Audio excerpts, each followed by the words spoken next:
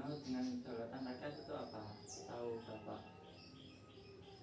Kedaulatan rakyat itu adalah sebuah sistem pemerintahan di mana segala keputusan eksekutif atau segala keputusan yang diambil oleh pemerintah harus berdasarkan kepentingan rakyat, kepentingan rakyat secara keseluruhan. Menurut Bapak, rakyat itu bisa ikut menentukan arah kebijakan pemerintah atau tidak? Jelas sangat bisa, karena itu bisa dibuktikan dengan adanya pemilu. Pemilu adalah merupakan sebuah suara rakyat yang ujungnya itu adalah memilih seseorang yang paling dianggap bisa mewakili aspirasi masyarakat atau rakyat. Apakah Bapak ikut berpartisipasi dalam pemilu terakhir? Pemilu terakhir ikut. Menurut Bapak, suara rakyat itu benar-benar didengar oleh rakyat? Suara rakyat itu benar-benar didengar oleh pemerintahan atau tidak? Tidak sepenuhnya. Bagaimana musyawarah warga di RT sini? Apakah ikut semua atau ada yang tidak ikut? Jadi kalau di praktek di warga RT 1 RW 7 Desa Tanjung Karang itu setiap bulan memang diadakan rapat RT untuk menentukan apa-apa yang perlu kita ambil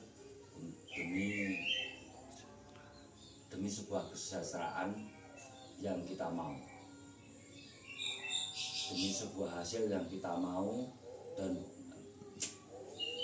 tidak semuanya mungkin bisa hadir, tapi itu bagi saya kalau sudah memenuhi syarat quorum di desa itu, di RT, bagi saya sudah cukup. Menurut Bapak, musyawarah warga itu masih penting di zaman sekarang atau cuma hanya formalitas? Itu tergantung masyarakatnya, Mas. Jadi kalau masyarakatnya sudah terlalu individualis seperti di perkotaan, mungkin itu juga nggak perlu lagi, karena di sana sudah ada sebuah keteraturan dalam hal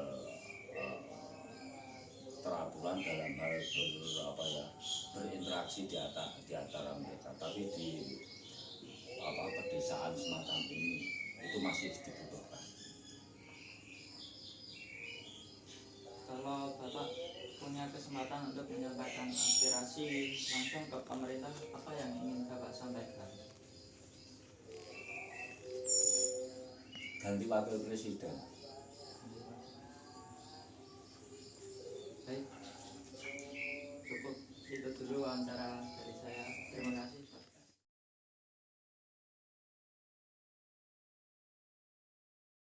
Menurut Bapak, apa yang dimaksud dengan kedaulatan rakyat? Kedaulatan rakyat adalah kita perbentukan masyarakat. Dalam hal masyarakat itu ada yang menanggung jawab ke RT lalu dilaporkan RT. Kalau sudah ke RT kita dilaporkan ke kepala desa langsung kita ke kabupaten kita langsung ke atasan yang berwajib Bawaslu, kan gitu ya. Terusnya, kalau menurut Bapak, rakyat itu bisa ikut menentukan arah kebijakan pemerintah atau tidak? Insya Allah bisa. Jelaskan bagaimana caranya. Dengan cara itu harus kita berdemokrasi, itu kan bersama-sama. Semua masyarakat kita harus seguyup, ya kan? Kalau kita ngomong doang kan nggak bisa. Harusnya kan kita bermasyarakat itu gimana cara demokrasi ini? Kita sama-sama bermasyarakat, kan gitu.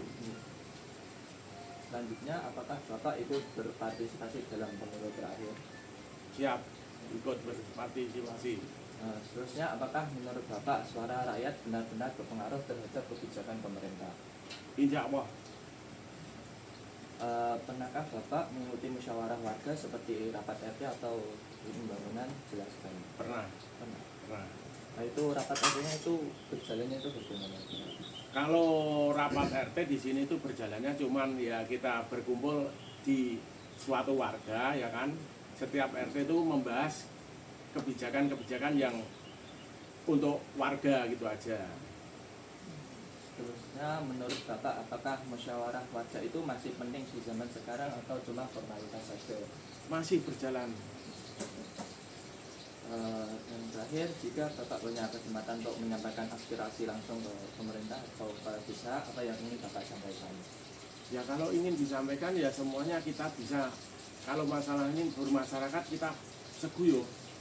Guyup rukunnya harus maju kita bersama ke RT atau nanti ke kepala desa gitu. Baik, terima kasih Bapak. Oke.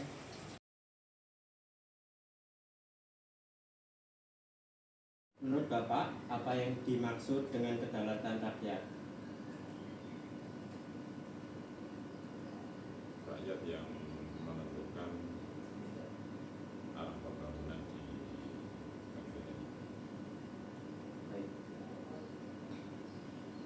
Menurut Bapak, apa rakyat itu bisa ikut menentukan arah kebijakan pemerintah atau tidak? Bagaimana? Sudah pasti bisa, diantaranya dengan berpartisipasi aktif dalam pemilu. Yang kedua, selalu memberikan usulan dan saran kepada wakil-wakil rakyat. Apakah Bapak ikut berpartisipasi dalam pemilu terakhir? Ya selalu pasti. Mengapa mengikuti pemilu tersebut? Ya menyalurkan aspirasi. Menurut Bapak, apakah suara rakyat benar-benar berpengaruh terhadap kebijakan pemerintah? Sangat berpengaruh. Pernahkah Bapak mengikuti musyawarah warga seperti rapat RT dan bagaimana proses saat rapat RT tersebut? Selalu sering. Baik di tingkat RT maupun tingkat RW sering. Dan warga itu yang paling paling dominan lah misalkan untuk menentukan satu keputusan, bukan ketua RT atau ketua RW atau Pak Lurah, bukan, tapi warga lah yang punya keputusan di dalam musyawarah. Baik. Menurut Bapak sendiri, apakah musyawarah warga itu masih penting di zaman sekarang atau cuma formalitas saja? Saya kira masih sangat penting, bahkan pemimpin membutuhkan itu, bukan saja warga yang membutuhkan, tapi juga pemimpinnya juga membutuhkan untuk rembukan atau musyawarah. Jika Bapak punya kesempatan untuk menyampaikan aspirasi langsung ke pemerintah, apa yang ingin Bapak sampaikan? Tentang apa? Mungkin tentang Ya, kalau presiden atau kebijakan-kebijakan terbaru ini. Kalau saya berharap sih harapan saya money politik dihilangkan. Yang kedua, sistem korupsi, upeti dan sebagainya dihilangkan. Kemudian yang ketiga, pembangunan lebih memperhatikan aspek-aspek lingkungan. Baik, di sini saya dengan siapa? Nama saya Yuna Jinardani dari kelas 11 F1. Boleh nanya sedikit nggak? Ya boleh, silakan. Yang pertama, apa yang dimaksud dengan kedaulatan rakyat? Menurut saya kedaulatan rakyat itu berarti bahwa kekuasaan tertinggi di suatu negara itu berdasarkan dari rakyat. Jadi segala kebijakan dari pemerintah itu untuk kebaikan rakyat, dan kebijakan pemerintah itu dipilih oleh rakyat dari suara rakyat gitu. Jadi saling berhubungan gitu. Jadi dari rakyat, oleh dan untuk rakyat gitu. Kedaulatan rakyat. Maksudnya bagaimana konsep kedaulatan rakyat diterapkan dalam sistem demokrasi Pancasila? Kalau dalam demokrasi Pancasila itu, kalau nggak salah itu ada di Undang-Undang Dasar Negara Republik Indonesia pasal 2 tahun 1945 itu ada. Indonesia itu negara yang berdasarkan kedaulatan rakyat. Jadi segala keputusan kebijakan pemerintah itu berdasarkan dari suara rakyat dan untuk rakyat juga. Dan juga sesuai sama sila dari Pancasila, sila keempat ya, kayaknya kerakyatan yang dipimpin oleh hikmat kebijaksanaan dalam pemusyawaratan perwakilan itu, yaitu semua orang itu bebas mengkritik, bebas mengevaluasi kebijakan pemerintah, bebas bersuara, dan bisa bebas menilai kebijakan pemerintah itu baik atau enggak. Seharusnya gitu. Maksudnya apakah Anda ikut berpartisipasi dalam pemilu terakhir? Pemilu terakhir 2024 ini saya belum, karena masih kelas 11, masih umur 16. Lalu kemarin saya umur 17. Menurut Anda apakah suara rakyat benar-benar menentukan arah kebijakan pemerintah? Kalau secara teori sih harusnya menentukan, tapi kalau kita lihat berdasarkan realita yang ada, itu tuh malah nggak menentukan. Jadi pemerintah itu kayak tutup telinga, tutup mata dengan suara-suara rakyat, kritik rakyat itu tutup mata. Jadi pemerintah itu buat kebijakan, buat peraturan itu yang seenaknya sendiri, yang menguntungkan pemerintah saja. Contohnya kasus kemarin ya, revisi undang-undang TNI itu yang hanya menguntungkan TNI saja, tidak menguntungkan pemerintah. Itu kan sifatnya kan tidak urgent. Makanya pemerintah pada demonstrasi besar-besaran di seluruh Indonesia itu gara-gara menguntungkan TNI, nggak menguntungkan rakyat Indonesia. Malah kebijakan yang menguntungkan rakyat Indonesia yang merugikan koruptor kayak perampasan aset, RUU perampasan aset itu malah nggak disahkan. Malah yang disahkannya nggak penting dulu gitu. Seterusnya, apakah Anda pernah mengikuti musyawarah warga yang membahas pembangunan lingkungan? Musyawarah warga itu kalau seingat saya tuh saya pernah sih waktu masih kecil dulu. Yang terakhir, menurut Anda apakah musyawarah warga masih relevan dalam pembangunan zaman sekarang atau hanya formalitas? Masalah relevansi itu ya tergantung orangnya sih, tergantung orang-orang yang mengikuti musyawarah itu.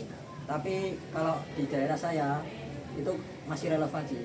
Mereka tuh membahas dengan seksama apa yang perlu dibahas tentang fenomena-fenomena yang ada di lingkungan sekitar dan berfokus dalam pembangunan. Mereka enggak berbeda-bedakan pendapat dan berpikir itu untuk golongan, enggak sendiri, berpikir sendiri gitu. Jadi dan juga mengambil keputusan itu berdasarkan musyawarah mufakat gitu. Keputusan terbanyak nanti dipilih untuk diambil keputusannya untuk kemajuan lingkungan sekitar gitu.